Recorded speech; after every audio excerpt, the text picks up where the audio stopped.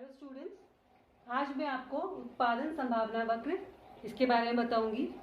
मैंने अपने पहले वीडियो में आपको उत्पादन संभावना वक्र की परिभाषा, उसकी मान्यताएं और विशेषताएं बताई थी। आज हम उत्पादन संभावना वक्र को सारणी के द्वारा वक्र में कैसे प्रदर्शित करेंगे ये बताएंगे। उत्पादन संभावना वक्र, उसको थोड़ा रिवाइज कर लेते हैं।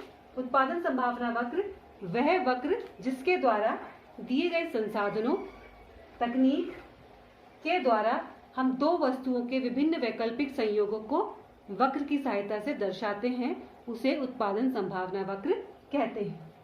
देखो स्टूडेंट्स, हमने यहाँ दो वस्तु ले रखी है, गेहूं और मशीन। गेहूं जो है वो उपभोक्ता वस्तु है और मशीन जो है वो पूंजीगत वस्तु है। मशीन के द्वारा ही कपड़े का उत्पादन किया जाएगा। तो हमारे विकल्प है, यहाँ पर हमने कहा था वैकल्पिक संयोगों को दर्शाती है या सेट्स को दर्शाती है, पॉसिबिलिटीज को दर्शाती है। तो हमारे संयोग बने हैं ए, बी, सी, डी, ई।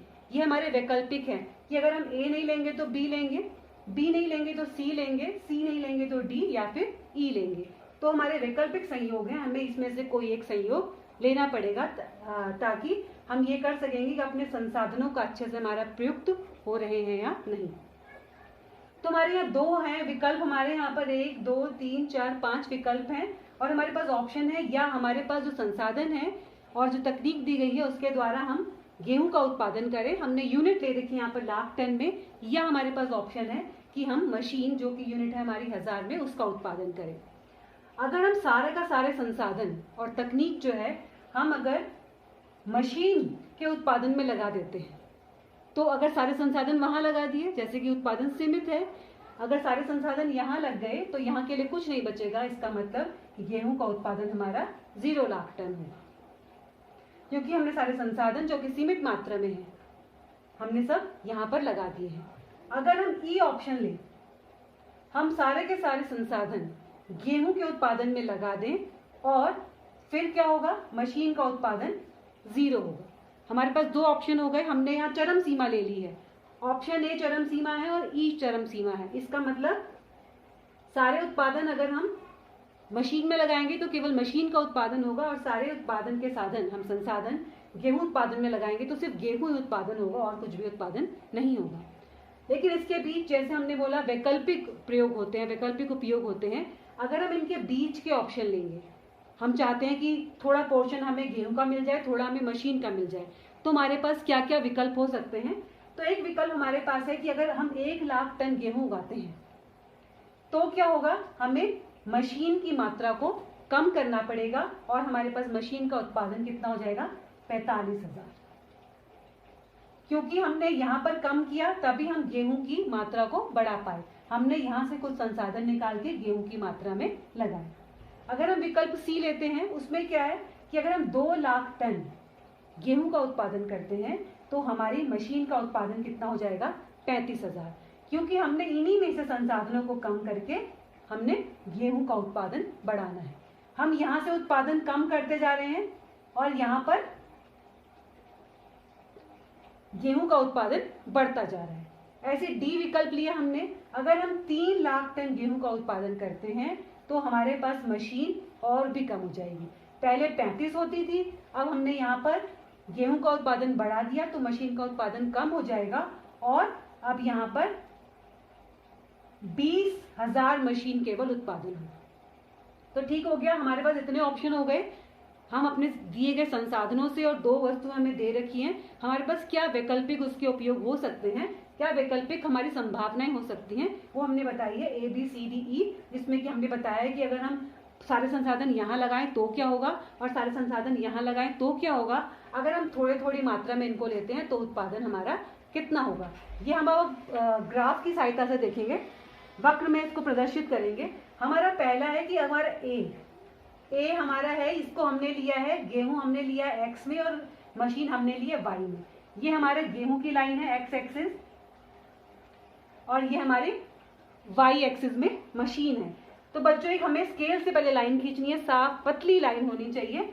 हमने गेहूं का उत्पादन एक्स एक्सिस में एक्स अक्ष में लिया और वाई का और मशीन का उत्पादन हमने वाई अक्ष में लिया।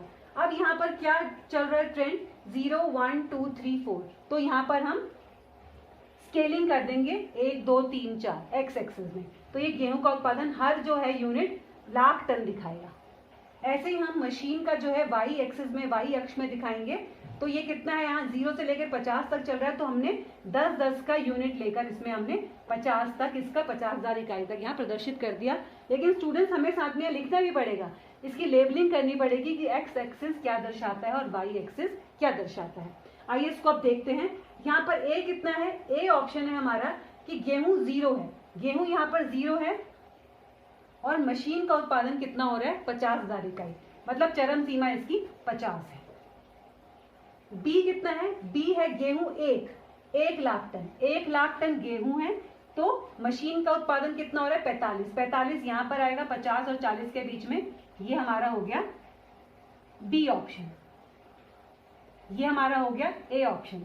फिर तीसरा आ रहा है कि 2 लाख टन अगर हम गेहूं उगाते हैं तो 35,000 हमारी मशीनों का उत्पादन होगा, 2 और 35 ये आएगा यहाँ पर, ये हो गया हमारा सी विकल्प हो गया।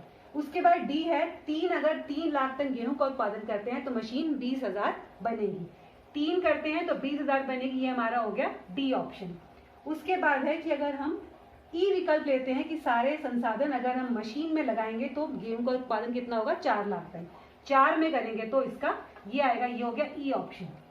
हमने इन सब बिंदुओं को यहाँ पर शो कर दिया। अब जो हमारे बिंदु आए हैं ए बी सी डी, जो विकल्प है हमारे, संभावनाएं हैं, उनको हम मिला देंगे, उन सब बिंदुओं को आपस में इसको मिलाएंगे।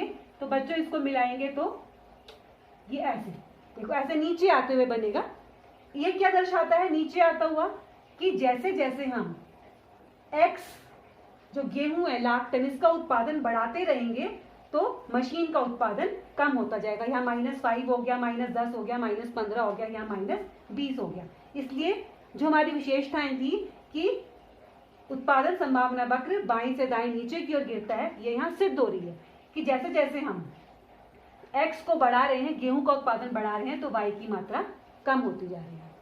दूसरा क्या है बच्चों इसमें, कि हमारी दूसरी मान्यता थी कि जो हमारा ढाल है ये मूल बिंदु की ओर नतोदर होता है। इसका मतलब कि जैसे जैसे हम गेहूं की मात्रा बढ़ाएंगे तो हमें वाई की मात्रा का त्याग करना पड़ेगा। जैसे हमने यहाँ पर 1 लाख टन गेहूं की मात्रा बढ़ाई तो हमें 5,000 मशीन का त्याग करना पड़ा, मतलब मात्रा को छोड़ना पड़ा। इसलिए ये हमारा जो ढाल है वो मूल बिंदु की ओर नतोदर होता है। तो हमारी मान्यताएं और विशेषताएं भी हमारे यहाँ सिद्ध हो रही हैं बच्चों। तो आपने देख लिया कि हमने कैसे सारणी के द्वारा आपको ये बताया। अगले वीडियो में आपको मैं और बताऊंगी। तब तक के लिए धन्यवाद।